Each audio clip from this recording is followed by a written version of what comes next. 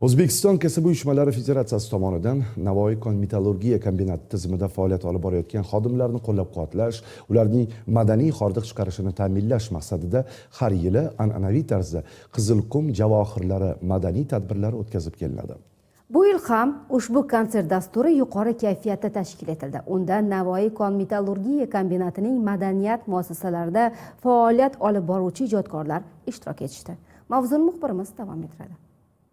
Navoiy kon-metallurgiya kombinati madaniyat muassasalarining ijodiy jamoalari ishtirokidagi Qizilqum javohirlari konsert dasturi har yil o'tkazilishi an'anaga aylangan bayram tadbiri bo'lib ulgurdi deyishimiz mumkin. 10-11 may kunlari O'zbekiston kasaba uyushmalari saroyida bo'lib o'tgan konsert dasturida Navoiy, Zarafshon, Uchquduq, Nurobod va Zarkent shahar va tumanlaridagi Farhod madaniyat saroyi, Oltin vodiy, Uchquduq, Nurobod, Konchi madaniyat uylarida faoliyat ko'rsatayotgan badiiy jamoalar, xushovoz xonandalar, klassik va zamonaviy qo'shiq ijrochilarining chiqishlari namoyish etildi. Gala konsert 2 kun o'tkazilgan bo'lishiga qaramay, unga qiziquvchilar soni ham anchagina ko'p.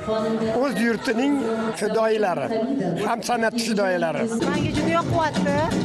Bu konsert ishonasizmi, biz yosh bolaligimizdan azaldan bo'lib keladi.